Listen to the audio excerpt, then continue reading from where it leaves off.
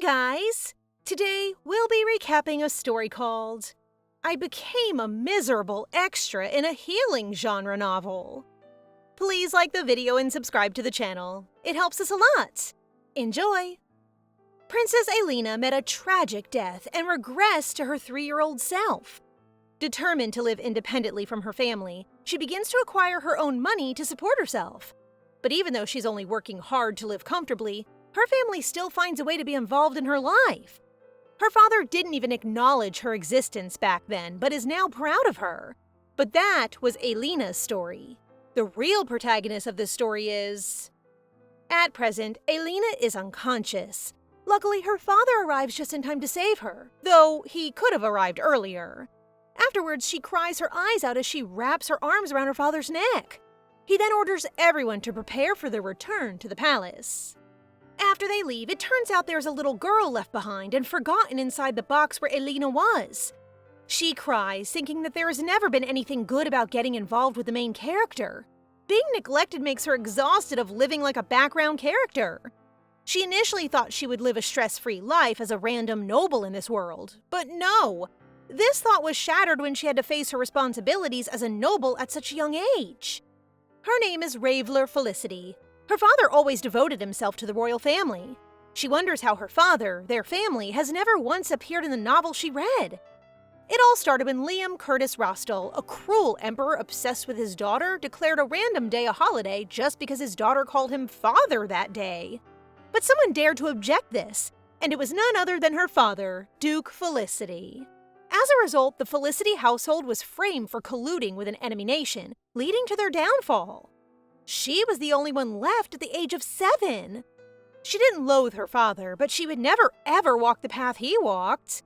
Well, so much for that. She became the official poison taster of the princess, a servant of the royal family. A child like Revolve is helplessly trapped at the mercy, or lack thereof, of the servants of the royal family.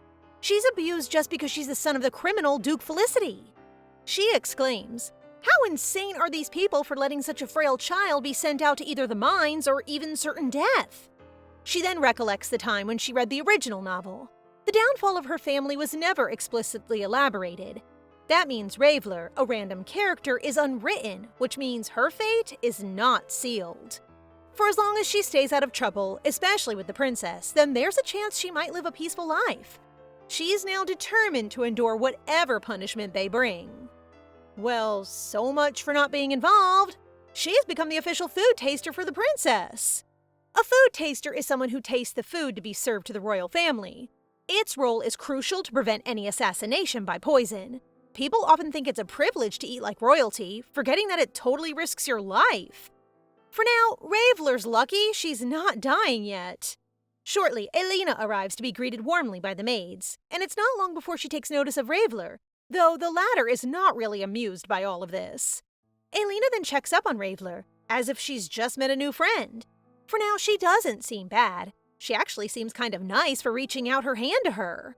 Later that day, Revolve vomited all the food that she ate. She's not accustomed to those kinds of meals, even going as far to say that the solid hard bread she had in the dungeon was way better. Though, if it wasn't for Elena, she would have suffered more in that dungeon. Right now, they're currently in the part of the novel where nothing much is happening. But one thing's for sure, at this rate, she's going to die. So she devises a plan in order to live. Living in the royal palace, she has to find a way to resist poison. She then recalls a flower named the rapier, which apparently is an antidote for poison she learned about in the latter half of the novel. It's rare, but luckily the palace has an abundant amount of exotic flowers. Determined to live, she decides to research more about flowers. But of course, it's not going to be easy. No one would even let her borrow an encyclopedia. Luckily, a good Samaritan witnesses all of this and throws a book at the man berating a child. To Revolve's surprise, Duke Vishalaberry is here to save the day. Well, not quite. He's an old enemy of the House Felicity and a dog of the royal family. Apparently, by the end of the original novel, he is revealed to be the mastermind. Terrified, she doesn't want to get involved with him either, but it can't be helped. He's already taken notice of her. Shortly after, the person who just discriminated against Revolve complains, stating that even a duke such as him can't simply throw books at someone.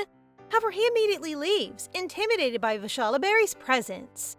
She ponders that she might actually die if she doesn't get her hands on the plant encyclopedia, but luckily, for some reason, Vishalaberry favors her, so she takes this opportunity to ask him. Upon asking, she can't believe it. He actually agrees and promises to send it to her. She then expresses her utmost gratitude and promises to repay him in the future before leaving. After she leaves, Vishalaberry calls upon a person named Hanan to ask about the progress of the investigation. He then reports that there is apparently a traitor in the Felicity family, making it difficult to retrieve Revolve. 2 months ago, Vishalaberry received a letter from Duke Felicity requesting protection and support for his daughter. Much like his father Uriah Felicity, Revolve is deemed faint-hearted by Vishalaberry, who decides to treat her kindly. Currently, Elena is gracefully enjoying her horse riding. Meanwhile, Revolve is suffering as she continues to gobble down the food that keeps coming. She hasn't even had time to read the encyclopedia delivered to her. Shortly, she notices the knight named Cain Ashley, the person who first attacked the Felicity family. Just as she curses him, he suddenly falls off his horse. Well, at least that's ample amusement for Revolve.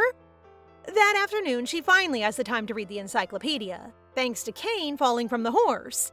Upon reading, she's even more determined to survive and live a happy life. But just as she's pumping herself up, she sees an unfamiliar boy strangely sitting there. Revolve recognizes the boy's features, similar to those of the royal family. But why is he wearing shabby clothes? On top of that, Elena is supposed to be the only remaining heir, so who is he exactly? With these thoughts, she decides to ask him, but he remains unresponsive. As she looks down, she notices that she has stomped on flowers on the grave. She quickly apologizes and replaces them with new flowers. She then asks him whose grave it is, but the boy responds rudely. At least he's speaking. Just as she is about to apologize again, he nonchalantly tells her that it's his parents' grave. She wonders if he also doesn't have any fond memories of them. The more she thinks about it, the more she realizes she reminds him of her. Shortly after, she grabs his hand, wishing that he will have good days filled with smiles and happy memories. Despite her eyes oozing sincerity, he's still a bit impolite. Even so, Revolve continues to radiate optimism, and it isn't long before she asks him if he knows the flower rapier. Though he hasn't said anything here, she seems convinced that he'll help her before leaving. After she leaves, the boy looks at his hand in awe. A few days later, at the Imperial Garden, Elena bakes a horrendous-looking cake for her father because it's Gratitude Day. Of course, despite the cake's condition, her father blindly praises her. Meanwhile, Revolve is troubled. She can neither find the plant she's looking for nor the boy she wants to ask for help. She then hears news about Vishalaberry, believing that the information she provided is accurate. Though she has already given up on revenge, she still can't bring herself to forgive the Emperor. As she continues tasting the food, before she knows it, blood drips from her mouth and she suddenly collapses. As her consciousness fades, she regrets not finding rapier sooner. Meanwhile, the boy carrying a bulk of rapiers wonders why there's a commotion. Revolve is in pain, slowly losing consciousness, and the last thing she gazes upon is Vishalaberry, whom she confuses for her father. She recalls the time when her father told her to never bear resentment, no matter what. Even if something terrible happens, she should just smile, because with that, her heart will soothe. At that time, she never really understood that. But later she realized that all her father ever wanted was for her to abandon those negative emotions and yearn for happiness. If only she had heard those memories sooner, she could have escaped with everyone. Now she's helpless and can't even abandon her negative emotions.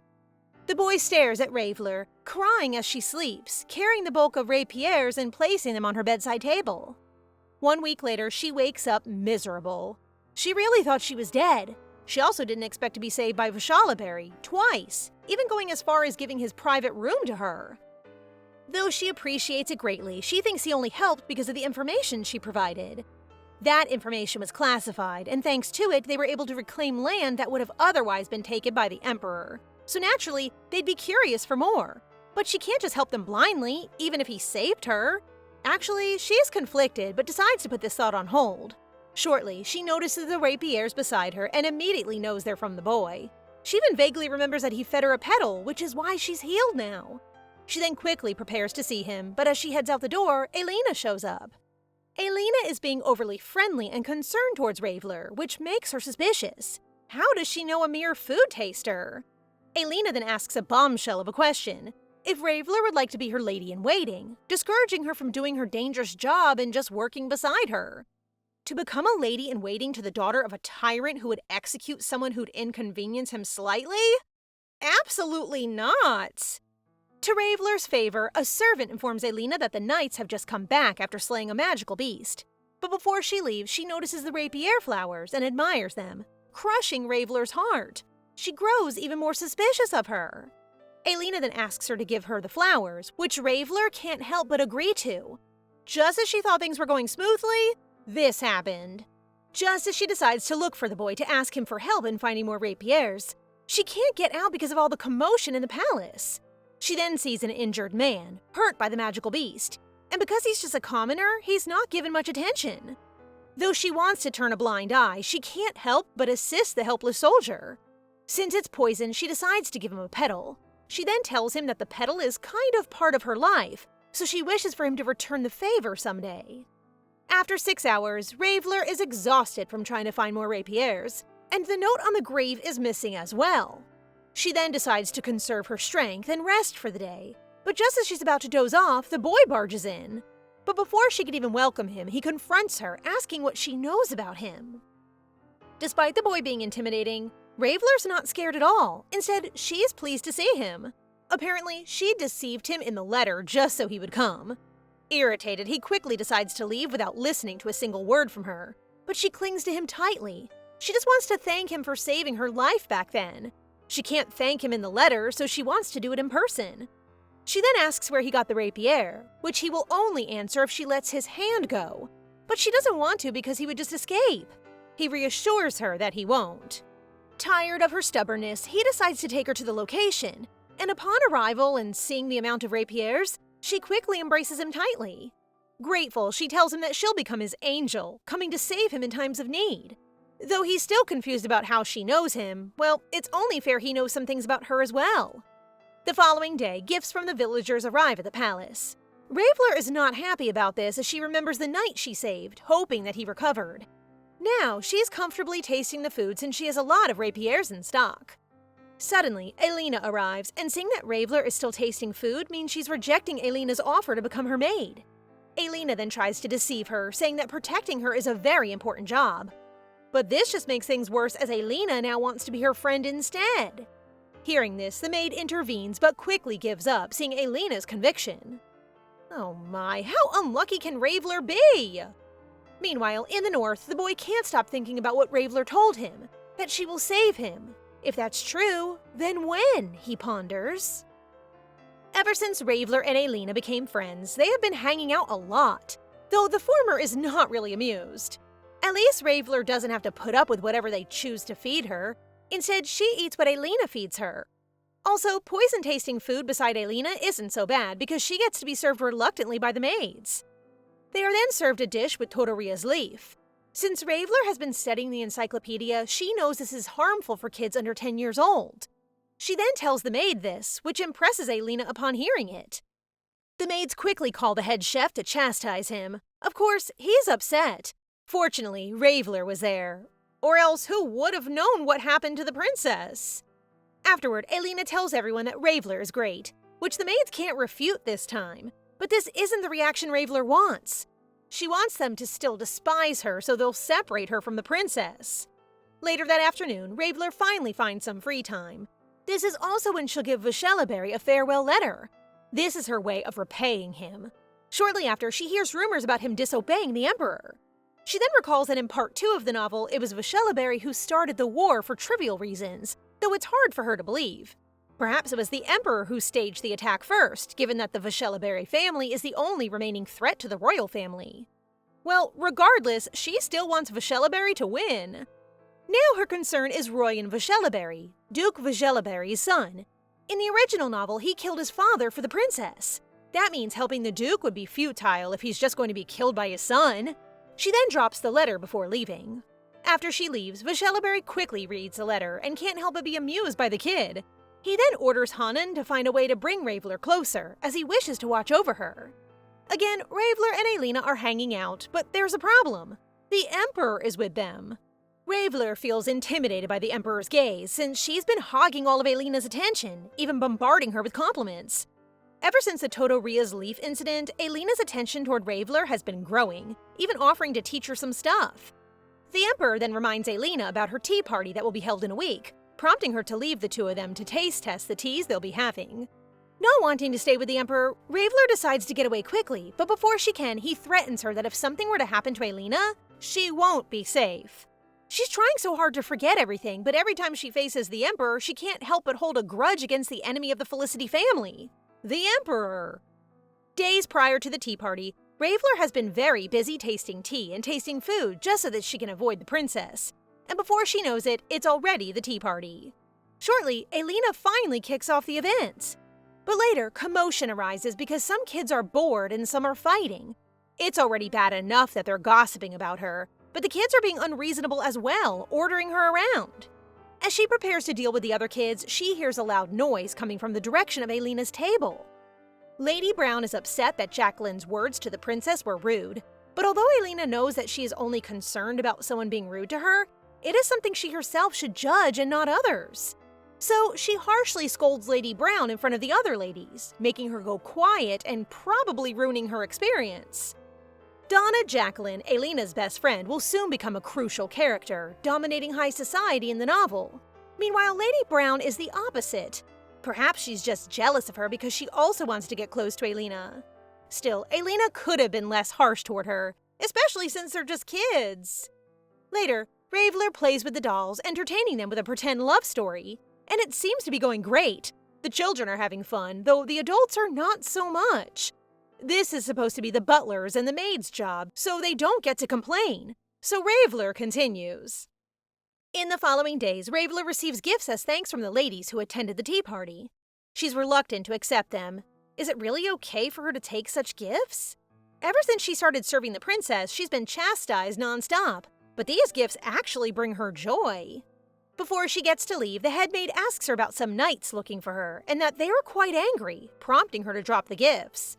After saying that she knows nothing, she heads to her room, troubled about what this could mean. She becomes agitated, thinking that she might have killed the knight she used a rapier flower on. She then wonders if she reveals the effects of the flower, she could be spared and the misunderstanding cleared up. But that risks having another poison that the rapier can't cure. Not having many options and not knowing what troubles will arise, she decides to play dumb and stay quiet instead. She then remembers that she's supposed to see the boy. Unfortunately for now, she has to lie low, so she can't. The following day, the captain of the Royal Knights confronts Revolve, asking her if she's the one who gave the medicine to Lord Eden. She can't help but admit it. But why on earth is the captain involved in all of this? Dominic Carlson, the most exceptional knight in the royal palace, is a loyal knight who swears undying fealty to the princess. Right now, he's asking Revolve if she's the one who gave Eden the antidote. She had already suspected something was off when he couldn't take his eyes off her earlier. Though she badly wants to avoid trouble, it can't be helped since she's already here. She proudly admits that she was the one who gave him the medicine. Why wouldn't she be proud? It's the family secret of House Felicity, a universal antidote invented by Torvish Luran, a sage of the family and a former mentor of Revolve. Dominic then reassures her, saying that she doesn't have anything to worry about. He also apologizes for not thanking her first. So yeah, it turns out Eden is safe. Apparently, the reason he was upset was due to a misunderstanding. But most of all, she's a bit overwhelmed with indescribable joy as Dominic kneels and pats her head in thanks. He then tells her to call him if she ever needs anything, prompting her to remember the boy. Though she knows she shouldn't get involved in any further, she has to ask him for help to meet with the Grand Duke. A few days later, Revolve feels lucky that Dominic actually granted her request, even warning her of possible dangers. She's conflicted. Despite him being one of the knights who wiped out her family, he still went out of his way to help her. Suddenly, Ariel Eden arrives, whom Revolve seems not to recognize at first. After expressing his gratitude, he lifts her to carry her through the mountains since it's a dangerous path. She then tells him not to overdo himself, especially since he's still recovering, and that he won't be seeing her again because she's a poison taster and a Felicity. Hearing this, he asks if she wishes to leave the palace, but thinking she's being tested, she lies and says that she actually likes it there. He then tells her that if she ever needs assistance, he'll be happy to help, which she appreciates. Shortly after, they arrive at the shabby-looking castle, which intimidates Revolve a bit upon seeing it. Raveler wonders if this is truly the castle of the Grand Duke. Perhaps this castle is only a camouflage to hide the real one. Ariel whispers, reminding her to keep the Grand Duke's existence a secret because she's being watched no matter where she goes. After the warning, he leaves her alone to explore. She then wonders why the Grand Duke is living in such a run-down place. She also wonders why the Emperor is keeping the Grand Duke alive given how worrisome he is. Perhaps he's valuable. She then sees him, and upon seeing him, he immediately asks what she's doing, to which she responds that she's come because she promised, to ask for his name. Apparently, the only difference between Liam and the Grand Duke is legitimacy. The Emperor is a usurper, wrongfully stealing the throne from the rightful heir. Because of that, he has been targeted by political opponents, but the Grand Duke is the son of the former Crown Prince. Perhaps the reason why the Emperor is letting him roam around the palace is to use him as bait. Raveler states that she wants to be friends with the Grand Duke, which confuses him and prompts him to shoo her away. But she insists. If she is never to see him again, then that's fine, as long as he gives her the chance to stay just this once. She then amicably introduces herself, shares her hobbies and interests, and continues saying that she will work hard to achieve her happiness. She tells him that she will guide him to happiness as well. To convince him to be her friend, she follows him around, but unbeknownst to them, someone is spying on them. The spy reports to Liam that the Grand Duke and Raveler seem to be getting along. He then proposes to eliminate them, but Liam tells him to leave them alone for now because Elena favors her.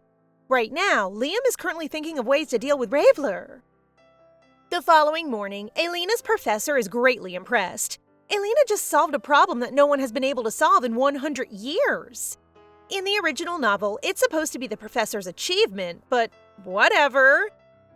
After he leaves, Elena notices Raveler sewing. She then discourages her from continuing and tells her to learn with her in class. But no matter how much Raveler refuses, Elena is persistent. However, Rainiel, the head maid, tells Elena that Raveler might have a hard time keeping up with her if they studied together, prompting Elena to give up on this idea. Shortly after, she asks Rainiel if she has found the culprit behind the food poisoning, but unfortunately, there's still nothing. Raveler knows the culprit from the poisoning, which will later be revealed 10 years later when Elena is an adult and the Imperial family is at their happiest. Shortly after, Julia delivers Raveler's lunch, making her wonder why she prepared such an expensive fruit. As she stares at her, she realizes Julia has a shy reaction, which grows Raveler's confusion. Elena then comments on how happy she is that Raveler's getting along with everyone, which makes Raveler stressed out. Raveler doesn't want this. They're just going to change their attitude towards her because of Elena? Though she admits that it's indeed better than before, she still feels uneasy. She then asks the little Duke for his opinion, but he doesn't want to be interrupted from his reading. Instead, she tells him to go to the room next door to read a book she recommends. This is just a pretense so that he will stumble upon a note she intentionally placed there, a note that explains how to save himself. They then exchange banter, which pleases Raveler because it seems to have improved their relationship, even just a little bit. A few days later, Elena introduces Raveler to her friends.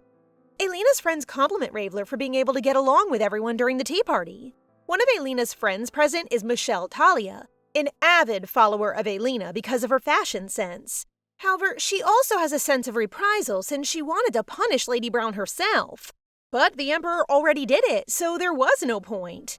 The ladies then talk about Prince Royan Vashalaberry, making Elena very excited. Along with this, they talk about his father, wondering why he's refusing the war despite the enemy insulting the princess. Raveler is tired of listening to these inconsiderate brats. Shortly after, an unexpected landslide happens near the water, prompting the maids to halt their trip for safety reasons. Upon hearing this, Raveler feels a strange sense of guilt. The ladies then have a picnic to continue their bonding, but Raveler's demeanor is still off, which Elena notices. She asks if Raveler is upset that they were talking badly about Duke Vashalaberry earlier, but Raveler explains that's not the case at all. To cheer her up, Elena suggests they go to a festival, but Raveler senses something is off about this since it already seems like a recipe for disaster. She feels she should absolutely prevent this from happening. But as it turns out, she can't. Now they're at the festival, disguised as commoners, and not long after, they get caught in a stampede. Raveler luckily gets out of it, but Elena, on the other hand, can't be found anywhere. Raveler decides to stay in one place to avoid completely losing each other, but as she waits, she stumbles upon two kids who also seem to be missing. To make them feel at ease, she tells them a story. As time passes, Alina, Michelle, and Donna spy on Revolve hanging out with the other missing kids, impressed that she's able to get along with them with minimal effort. Alina can't help but admire Revolve, but strangely enough, it seems as though she's familiar with her. To Alina, Revolve remains as righteous as ever, while Alina herself finds it impossible to be the same. Later that night, the kids' mother finally comes to pick them up, but no one seems to be looking for Revolve, even though Alina had already seen her earlier. It's not long before Alina finally shows up, acting like she didn't spy on her earlier. Even though it's already late, Alina still insists on hanging out, just the two of them. Thinking that knights are following them, Revolve doesn't really resist and yields instead. But shortly after, she feels a sudden chill down her spine, as if something bad is about to happen. Soon after, Alina cuts Revolve's thoughts short and tells her to look at the beautiful lanterns. She states that she has actually known her for a long time because of rumors and continues to compliment her. But Revolve is uncomfortable hearing it all. She doesn't even know if she should take it as a compliment. In fact, she feels as though the rumors are talking about Alina, not herself. As Revolve ponders Alina's words, a menacing figure appears behind her, a sinister gaze that Revolve had a gut feeling about earlier. This is the reason why she suddenly felt such chills. Revolve jumps in front of Alina, shielding her from the cloaked man behind them. Alina now clearly sees their attacker. Knocked unconscious, Revolve wakes to Alina calling her name. Instead of answering Alina's concern, Revolve asks if she's hurt and notices a scrape on her hand, worried the Emperor will be angry. Alina, distracted, looks around and realizes they're in an abandoned hut, far from the capital. Revolve believes they'll be rescued soon, but when she turns to speak, Alina is gone. She finds a hole in the wall and insists they escape. Revolve tries to convince her to wait, but Alina is determined. If her father is the real target, they can't stay. Alina crawls out, then helps Revolve through. Just then, a man appears, shocked they escaped. Alina shields Revolve and confronts him, saying he won't get away with harming a princess. The man mocks her, claiming a princess doesn't matter, and orders them back inside. No one is coming to save them. That's when Revolve realizes he's with the anti-Emperor faction. The man taunts Alina, saying her father is likely already caught. Alina demands answers, but he stays silent and grabs her wrist, forcing them back. Alina tries to resist, and Revolve steps in, grabbing the man's arm and ordering him to let Alina go. The man snaps and grabs Revolve by the collar. With the man distracted, Revolve urges Alina to run and get the Emperor. Instead, Alina throws a stone, but hits Revolve by accident, knocking her out. Revolve wakes in a dark room, tied up and gagged. She hears the Emperor's voice. He's come for Alina. He hugs his daughter as she clings to him, eager to leave. Revolve, still restrained, thinks they've forgotten her. She did her best, too. Why is it always like this? The next day, palace maids are told the princess is safe and the Emperor is on his way. Rainielle falls to her knees in relief. Julia asks what happened to the child taken instead of the princess. The knight says there's no news, so they assume the child is dead. Behind the bushes, the little duke overhears and is shocked. Revolve is dead? The little duke runs off, unwilling to believe what he just heard. His mind races with memories of Revolve, how he once thought she was a spy, and how their odd encounters continued. He stops by a tree, catching his breath. He suddenly yells, saying he knows someone is hiding. A cloaked man listens as the little duke demands they go to the Emperor. He will fulfill her wish. Meanwhile, deep in the forest, Revolve stumbles through the woods, wrists raw from the rope she just untied. She debates whether to return to the palace after being left behind, but fleeing alone is dangerous. While searching for shelter, two people find her. Relieved, she puts on an act, saying she's lost while playing hide-and-seek with her mother. The two, concerned, offer to keep her safe until they find her mother. Though wary, Revolve accepts and stays with them. The timing feels too perfect. It unsettles her, but she convinces herself that once she regains her strength, she'll escape. As long as she stays alert, she'll be safe. Later, she eats with the group around a bonfire, blending in with ease. She fears she might lose the chance to slip away. A woman studies her face and says that at sunrise they'll take her to the village to treat her wounds. Feeling exhausted, Revolve tries to rest, confident that she also ate the rapier just in case. But as she does so, her body weakens. Before she collapses, the man who captured her earlier catches her. Just before she blacks out, she realizes she trusted the wrong people. At the palace, the little Duke kneels before the Emperor, vowing to fulfill his duty. If what His Majesty seeks is death for the royal family, then he will join the war. Given the chance to prove himself, he promises to uncover the one behind the princess's abduction. Revolve lies asleep while the people who tricked her talk nearby. Jessie worries the sleeping pills were too strong, but Tom snaps that she failed to kidnap the princess and now she's worried about a child. If the kid's an informant, he says, they need to dispose of her. Revolve hears this but keeps her eyes shut. It makes sense now. Their timing, their kindness, they're part of the kidnappers. She waits until they leave, then sits up. If these people were part of a real faction, maybe she'd cooperate, but they're clearly third-rate amateurs. She spots an herb on the table and assumes it's a sleeping pill base. She grabs the pouch of rapier she had used back in the forest and realizes it had already dried out. That's why it didn't work back then. Still, she finds it odd that she woke up now. Maybe she's built a tolerance from being exposed to so many poisons. She lies back down, deciding she must escape soon. There's no point in going back to the palace. No one's looking for her anyway. 3 days have passed. Revolve spends the time listening in. She learns the village is filled with people cast aside by the Emperor, runaway knights, craftsmen, and former aides. She figures someone here must recognize her, but she knows it's time to escape. She watches from the window, knowing the guards are likely patrolling the other side now. She's also rigged the bed, just in case. With everything set, she opens the window and escapes. As she slips out, Julia suddenly enters. Revolve freezes below, hoping she'll leave, but Julia walks toward the bed and discovers she's gone. Revolve bolts. She runs through the unfamiliar village, ducking behind bushes. Her heart pounds as the kidnappers spread out searching. Then, the same butterfly she saw after waking up appears again, fluttering ahead as if guiding her. She's focused on it when a man finds her and raises a torch. Just before it hits, a sword pierces him. Revolve turns. It's the little Duke. She stares in shock as he tells her his name, Calyx Benyatrichin. Revolve runs to him and hugs him. Calyx cups her face as she gently says he took too long. Late into the night, the kidnappers are all caught. Revolve and Calyx sit together, with Revolve asking why he came. Eden from the First Night Order answers first. He volunteered as soon as he heard she went missing. Calyx apologizes for being late, but Revolve thanks him. Because of him, she wasn't hurt, and she's truly grateful he came for her. When Calyx calls her by name, Leivella, she's surprised. Flustered, she then refers to him as Your Highness, but Calyx insists he be called by name and treated casually. Revolve blushes and agrees. She then asks why he's wearing a knight's uniform and if something happened to the Emperor. Calyx replies that he did what she suggested. He told the Emperor he'd join the war. He shows her the note he left, saying, "It's now time to know why going to war is the only way for him to survive." Revolve is speechless, thinking it's natural for him to ask. She recalls that the war she urged him to join is a civil war with the Allied forces. Bloody, brutal, and lasting over a decade. She admits she doesn't want him to go, especially since Duke Vashalaberry will lead it. But there's no other way.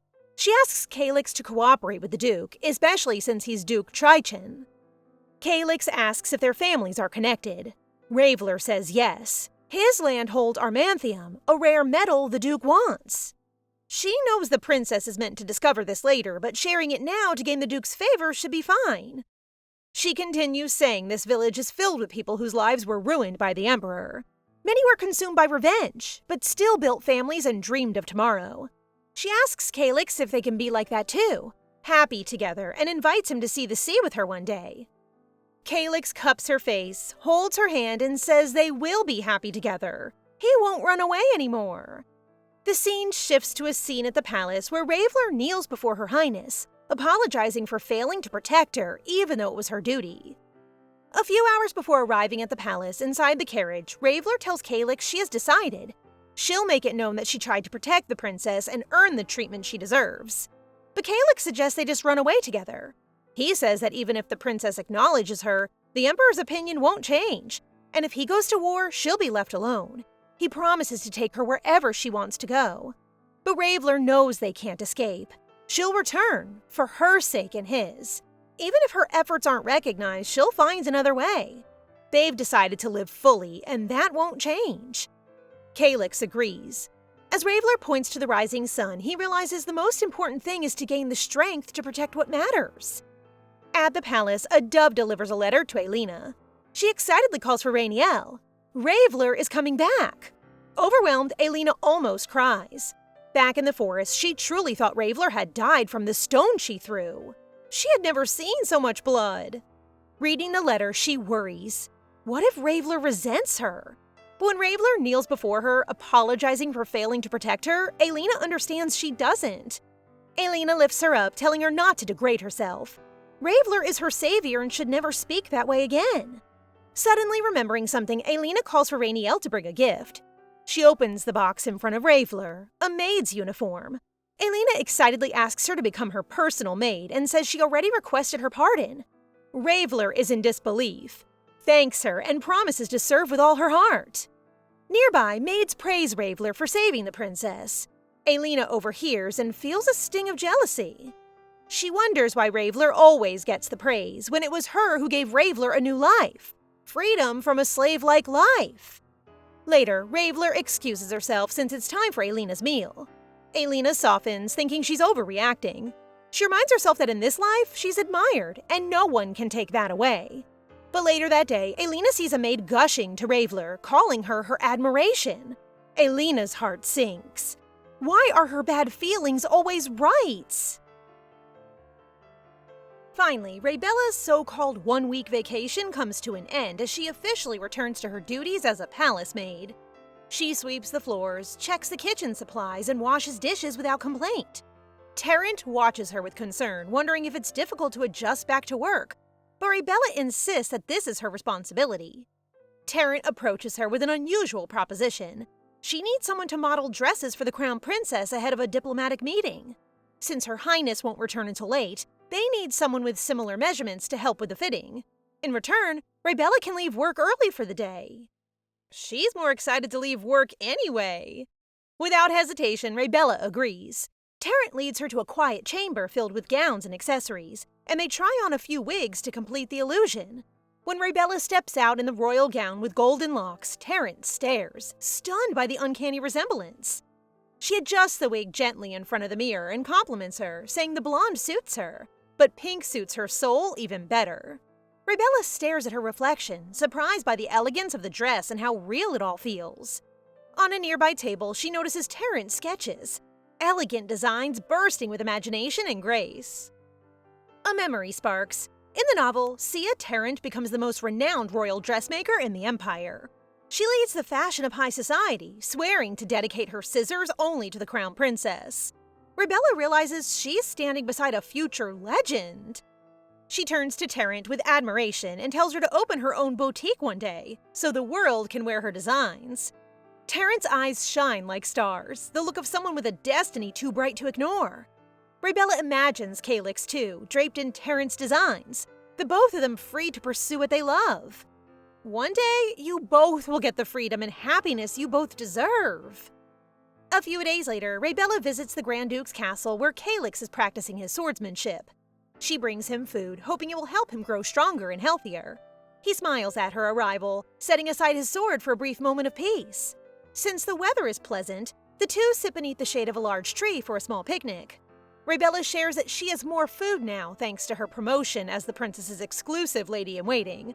Calyx, however, reveals that his match date has been moved earlier, and Reibella feels a quiet sadness knowing they'll part ways soon. She suddenly stands, telling him they must create more memories before he leaves. That evening, they sat by the river, watching small fish dart through the water and admiring their colors. Reibella teases him, but Calyx's gaze lingers as he notices a faint scar on her forehead. Gently, he reaches for her face, concerned, prompting Reibella to explain how the princess accidentally hit her head with a rock while trying to protect her from kidnappers. She recalls escaping from the wooden box that day, but something feels strange. Her head never hurt even once after the incident. Calyx expresses worry, and Reibella, flustered, pushes him into the water in a panic. His soaked clothes reveal a faint mark on his back, catching Reibella's attention as she helps him out. The moment turns serious as they sit again, and Calyx finally opens up about his past. He confesses that he no longer remembers his parents' faces. His powers were discovered, the legendary dragon's gift passed down from the first emperor, and he was imprisoned in a northern castle for 5 years. Only recently was he brought to the imperial palace. Leivella listens to his suffering, her tears falling as she comforts him. They are both strong children with different stories. Calyx pulls her close and tells her that maybe everything led him to her. For once, he thinks of the past as something he can finally leave behind. He's found a reason to live, and that means surviving long enough to take the tyrant's head so Leivella can rely on him. The next day at the imperial princess's palace, Leivella resumes her usual duties, sweeping the halls, watering the plants, and serving tea with grace. Other maids compliment her maturity and diligence despite her young age. Their praise makes Leivella smile as all her efforts are finally being recognized. She deserves it! While opening the curtains in the princess's study, she wonders if perhaps no one dislikes her anymore. Being appreciated for her work feels rewarding, almost like she's finally found her place. But then she notices the princess sitting at her desk, visibly struggling over something. It's the first time they've spoken since Leivella became her official lady-in-waiting. The princess wants to write a letter to Royan, a noble knight and one of the story's main protagonists, but she's embarrassed to express her feelings openly. Leivella suggests writing the letter in a way that subtly reveals her emotions without being too direct. Grateful for the idea, the princess thanks Leivella sincerely. Even the head lady-in-waiting praises her, which makes the princess quietly clench her hands. A strange sadness creeps into her chest as she watches everyone admire Leivella for something that used to be her role.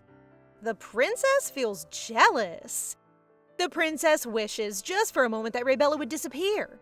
She doesn't know why that thought came to her, but it lingers like a bitter aftertaste. Just when she considers apologizing, she overhears Leivella and the other maids speaking with ease and warmth. Feeling overlooked and helpless, the princess suddenly throws a vase to gain attention. The startled maids rush to her side, worried, while she hides the envy behind her trembling hands. Deep down, she thinks Leivella does everything with ease, while she must struggle for every ounce of affection. The princess runs into her father's arms, sobbing, as the emperor looks on her with concern. He quickly understands that Leivella is the reason for her tears. Willing to do anything for his daughter, he suggests even locking Leivella in a tower.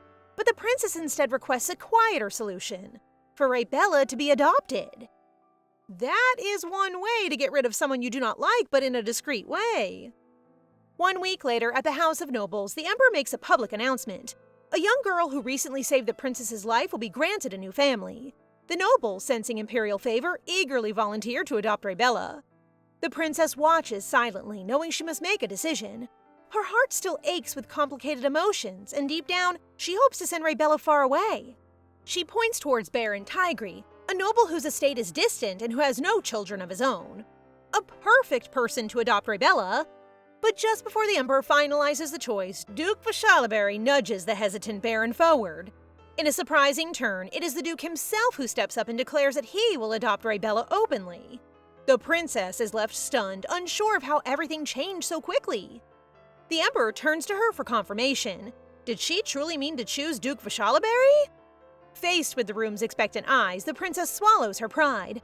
The princess thinks that once she corrects herself that it is Baron Tigri, who clearly lacks the qualities of a parent, it would shatter the image of the kind-hearted princess that everyone envisions. It's her kind-hearted princess act, but deep inside, she envies Leivella so much that she wants her out of her sight. With trembling lips, she nods in agreement, though her thoughts are elsewhere. She wanted Leivella to disappear, not end up in the arms of someone like the Duke. What's worse, Royan is present there in the Duke's estate, and the idea of Leivella being near him unsettles her. No one notices the way the princess lowers her head. On the outside, she looks composed, but inside, her heart twists with regret and fear. She wonders if Leivella will now live a grander life, far removed from her own. Meanwhile, the emperor appears satisfied with the arrangement. He smiles faintly, having orchestrated events according to his plan. And so, under the eyes of the nobles, Leivella's fate shifts once again, this time as the adopted daughter of Duke Vashalaberry. Leivella is stunned upon hearing that she's to be adopted by Duke Vashalaberry. Of all people, it had to be the man she planned to avoid, the man destined to die at the hands of his own son. She had only just begun to settle into palace life, and now everything is changing again. Summoned to the emperor's presence, Leivella knows she must prove her loyalty to earn his trust. He tasks her with a dangerous mission. Report everything about the Duke Vashalaberry's actions.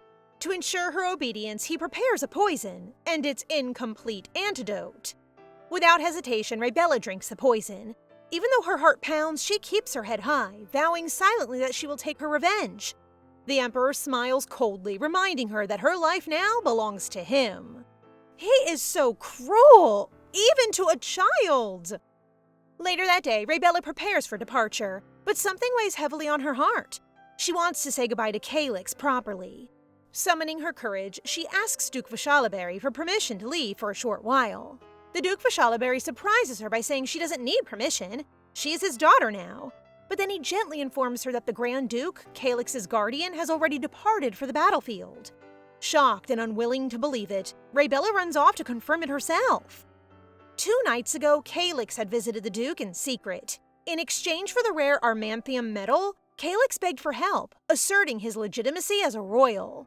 The Duke, called the Imperial Dog by many, agreed to help, even knowing it was treason to go against the Emperor. He gave Calyx a metal ball and told him of the merchant convoy that travels every 3 days at dawn. It was his way of helping a child survive, even if it meant betrayal. As Calyx departs, Leivella finds him just in time. Tears streaming, she scolds him for leaving without a word. Calyx softens and promises her one thing: he will come back alive. She really cares for his well-being, and he appreciates that. Leivella travels with Duke Vashalaberry toward his estate in the capital, the farewell with Calyx still fresh in her heart. Though she tries to stay strong, worry clings to her. She knows he'll survive, but that doesn't stop the fear. She wonders if Calyx, like her, is silently hoping to reunite someday. Her thoughts shift inward. Can she endure life at the Duke's estate the way she did in the palace? She quietly hopes this time she won't have to fight so desperately just to survive. You can do it, no matter how life gives you challenges. When they arrive, she's stunned by the warm welcome of the servants, as if they had long awaited her arrival. Her new bedroom is large and elegant, and every comfort is provided without question. For the first time, she feels like someone precious. A maid named Charlotte introduces herself as Leivella's personal attendant.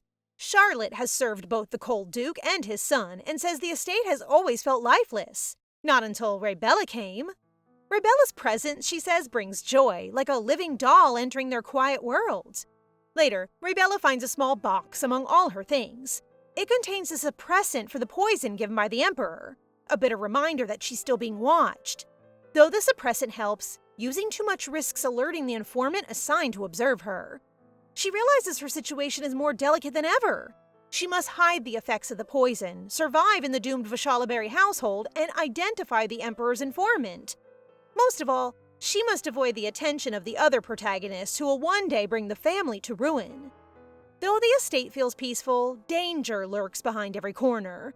Leivella quietly vows to outwit the games set before her. The curtains may have changed, but the play continues. Weighed down by the stress and the effects of the poison, Leivella falls into a deep sleep and wakes up with her body completely weakened. Even with the suppressant, she can hardly move without pain, making it impossible to fulfill her role as a spy. The Duke Vashalaberry grows concerned and wants to summon a physician, but Leivella quickly stops him, afraid her condition might reveal the poison. The Duke sighs and gently lays her head on his lap, brushing her hair aside with care. His kindness reminds her of a real father who once held her the same way. She wonders quietly, how does the Duke know words that echo her father's so exactly? He isn't cold like what she's expecting, though. Elsewhere, in the second training ground of the Swordsmanship Academy, a young man runs towards the heir, Royan. The boy finds him mid-swing, drenched in sweat, and blurts out the news. Duke Vashalaberry has adopted a daughter. Royan's expression hardens, his sword pausing mid-air. Days pass as Leivella slowly recovers. Her days are filled with warm food, quiet books, and friendly conversations. A peaceful healing period she didn't know she needed. Everyone is overly protective of her, and eventually she finds herself alone with her thoughts for the first time. While walking the halls one evening, she unexpectedly crosses paths with Royan. Without warning, he draws his sword and coldly tells her never to appear before him again. His voice cuts deeper than the blade ever could. Shocked and hurt, Leivella runs, tears streaming down her cheeks with her ear slightly injured. She understands that he must be in pain too, but his cruelty pierces her already fragile heart. Even if she's prepared for hatred, she didn't expect that he would be so cruel. In that moment, the warmth she felt earlier disappears like mist. Once again, she is reminded this place may never truly become her home. After all, she is just an adopted daughter, but never really a real heir. After what happened the day before, Leivella makes up her mind to avoid Royan at all costs. But then she hears news that makes her heart drop. Royan will be staying in the annex for the time being. It means she'll have to be extra careful not to cross paths with him again. As Charlotte helps Leivella prepare for her first breakfast with the Duke Leivella can't help but ask why Royan is staying in the annex. Charlotte cheerfully replies that the young master must want to get closer to her. She adds that Royan is kind-hearted once you get to know him, though Leivella isn't so sure. Oh my, he just hurt her ear and threatened her last night, though. Deep inside, Leivella wants nothing more than to stay away from him. When she sits at the breakfast table with the Duke, she tries to focus on the blooming flowers in the greenhouse outside. The Duke remains gentle and attentive, always making sure she feels safe and welcome. But as she observes him, confusion wells inside her. How could this man, so kind and protective, be destined to die by his own son's hands? She doesn't realize that this very meal will mark a shift in everything to come. From behind the trees outside, Royan watches them and clenches his fists. Later, when Leivella mentions wanting to explore the town, the Duke Leivella tells her to choose a knight for escort. The knights gather with enthusiasm, treating her like a fragile treasure. She ends up choosing Lord Tony and Lord Cleo, which makes the others sigh in envy. As she walks through the grounds, she spots Royan training aggressively, sweat pouring as if to burn out his rage. Despite everything, she feels a pang of worry. There's pain hiding beneath his cold exterior. She wonders if he has anyone to rely on. Until now, Royan has only seemed distant and dangerous. But for the first time, she sees a boy who might just be like her. She is much more understanding than others. The next day, Leivella rides out of town with her knight escorts. As the carriage rolls through the lively streets, she marvels at the sights. Shops, music, and laughter fill the air. It's the first time in a long while she feels like a normal girl. They stop by the market square where she plays, eats, and laughs with the knights. Amid her joy, a thought comes to her. She wants to bring back a gift for Duke Leivella. Something simple yet meaningful to thank him for his quiet kindness. Her eyes fall on an accessory from the kingdom of Barbe, a seaside nation known for its rare seashell crafts. In the original novel, Barbe was only mentioned once as a place removed from the princess's vacation list. Yet this simple trinket carries with it beauty and rarity, something the Duke could never easily acquire. She buys 2 of them, one for Duke Leivella and one for someone. Maybe for Royan? On the way home, she clutches the gift tightly, unaware that the warmth in her heart will soon be tested. Upon returning, she hears the sound of swords clashing. In the training yard, Duke Leivella is mercilessly drilling Royan. Leivella watches from afar, curious and concerned by the intensity. The moment she sees Royan on the ground, a horrible memory returns. A few days ago, she had injured her ear but lied, claiming it was a fall. In truth, Royan had caused it, his anger bubbling into a moment of violence. The servants, wiser than she expected, had informed the Duke Leivella. And now she understands the reason behind this harsh punishment. Her stomach turns with guilt and confusion. She never wanted to become the wedge between a father and son. The present unfolds with the echo of steel. Duke Leivella continues to train Royan with strict discipline, his strikes sharp and unrelenting. Everyone watches in silence as if this violent routine is nothing new. Leivella runs forward, calling out for them to stop, and Duke Leivella turns to her and explains that hurting others is inexcusable, especially when it's his own son causing harm. Now that he knows the truth behind her ear injury, he won't let it pass unnoticed. Leivella glances at Royan's lowered eyes and sees something more than guilt. He's angry, yes, but also wounded in ways deeper than skin. She realizes she had entered their lives suddenly and stolen what little attention Royan had. She just understands how he feels. Royan lashes out, pushing her away in frustration, but the Duke catches her just in time. Royan storms off without another word. The Duke simply watches, silent, but he still sees Royan as his heir even if he acts like that. After all, he is his son. Leivella makes an unexpected request. She wants her room moved across from Royan's. The servants are shocked, but she insists she wants to be close to him, to understand him. The Duke of Shalaberry then agrees with her request. If she can reach him, maybe something can still be saved. Later on, with quiet determination, she gathers a bouquet of flowers and walks to Royan's door. As expected, he tells her to leave, but she stands her ground with a vibrant smile written all over her face. He opens the door, but she doesn't need him to. Not yet. Change takes time, and she's willing to wait. For now, just being near him is enough. Even if Royan sees her as an intruder, Leivella believes they're both just kids trying to survive. In this twisted story, maybe she can still change something. Or someone. And that's it for today, guys. What did you think? As always, don't forget to like the video and comment for the next part so we know you want more. Remember to subscribe and turn on notifications for updates. See you in the next one!